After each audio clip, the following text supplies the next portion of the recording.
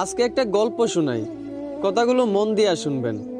একটা মধ্যবিত্ত পরিবারের ছেলে, সে মোটামুটি সবার সাথেই খারাপ ব্যবহার করে চলতো। সে রাত 1টা 12টায় বাসায় ফিরতো। এই কারণে তার বাবা তাকে অনেক বকাঝকা করত। আর ছেলেটাও তার বাবার সাথে তর্কে জড়িয়ে যাইতো। ছেলেটা যখন বন্ধুদের সাথে বাইরে আড্ডা দিত, তখন তার একটা বন্ধুর সাথে সে অনেক খারাপ ব্যবহার করত। ওই বন্ধুটাকে সে পাত্তাই দিত না। এইভাবে সবার সাথেই সে খারাপ ব্যবহার করে চলতো। একদিন সে ডাক্তারের কাছে যাওয়ার পর তার ক্যান্সার রোগ ধরা পড়ে। ডাক্তার তখন তাকে বলে, আপনি আর বেশি দিন বাঁচবেন না, মাত্র কয়েকদিন বাঁচবেন। এই কথাগুলো শুনে ছেলেটা অনেক কষ্ট পাইল। প্রতিদিনের মতোই সে রাত 12টার সময় বাসায় ফিরল। এইটা দেখা তার বাবা প্রতিদিনের মতোই তাকে বকাঝকা করতে লাগলো। কিন্তু অবাক করা বিষয়, প্রতিদিনের মতোই ছেলে তার বাবার সাথে তর্কে না জড়াইয়া তার বাবার গালিগুলা মন ভরে শুনতে লাগলো। আর মনে মনে ভাবতে লাগলো, হয়তো এই বাবার গালিগুলো আর কয়েকদিন পর শুনতে পাবো না। ওইদিকে তার মা ডাকতেছে, নে বাবা ভাতটা খেয়ে নে। অন্যদিন হলে সে তার মায়ের হাতে ভাতটা এত সহজে খাইতো না। কিন্তু আজ অবাক করা বিষয়, তার মায়ের হাত থেকে প্লেটটা এনে প্রাণ ভরে ভাতটা খেয়ে নিল। আর মনে মনে ভাবলো, এই বুঝি মায়ের হাতে শেষ খাওয়া। এইগুলা দেখে তার মা বাবা অনেক অবাক হয়ে গেল। এভাবে তার মা বাবার সাথে অনেক ভালো ব্যবহার করলো।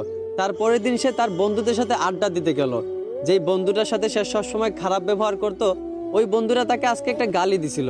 কিন্তু অবাক করা বিষয়, অন্যদিন সে একটা গালির বদলে ওই বন্ধুটাকে আরো 10টা গালি দিত। কিন্তু আজ অবাক করা বিষয়, ওই বন্ধুটা গালি দেওয়ার পর সে বন্ধুটাকে জড়িয়ে ধরে কাঁদতে লাগলো আর বলল, ভালো থাকিস রে দোস্ত। এইগুলা থেকে তার সকল বন্ধুরাও অবাক হয়ে গেল। যেই বন্ধুটা কখনো খারাপ ব্যবহার না করে থাকতে পারতো না, সেই বন্ধুটা সবার সাথে হাসি মুখে ভালো ব্যবহার করতেছে। সবাই অনেকটা অবাক হয়ে গেল। ছেলেটা আগের চেয়ে অনেক পরিবর্তন হয়েছে, আগের চেয়ে অনেক ভালো হয়ে গেছে, এখন সবার সাথেই ভালো ব্যবহার করে। এইভাবে মাসখানিক যাওয়ার পর ছেলেটা আবার ডাক্তারের কাছে যায়। ডাক্তারের কাছে যাওয়ার পর ডাক্তারকে জিজ্ঞেস করে, আপনি বলছিলেন আমি হয়তো কয়েকদিন বাঁচবো, কিন্তু প্রায় 1 মাস কেটে গেল। আপনি কি কোনো গ্যারান্টি দিতে পারবেন যে আমি আর কতদিন বাঁচবো? এইটা শুনে ডাক্তার ছেলেটাকে বলতে লাগলো, দেখেন একটা কথা শুনেন, আমি ওই দিন যে আপনাকে বলছিলাম আপনি মাত্র কয়েকদিন বাঁচবেন, এই কথাটা আপনাকে আমি মিথ্যা বলছিলাম। আর মিথ্যা বলার কারণ আপনাকে পরিবর্তন করা। আপনি আগে সবার সাথেই খারাপ ব্যবহার করতেন।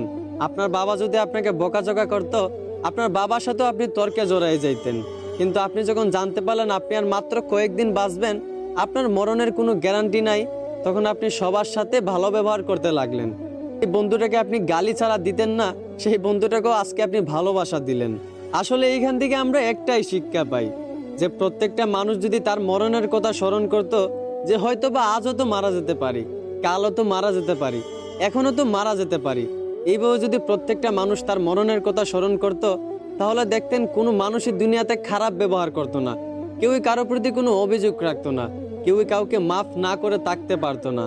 প্রত্যেকটা মানুষ যদি তার মরণের কথা স্মরণ করত, তাহলে কখনোই মানুষের প্রতি অবিচার করতো না।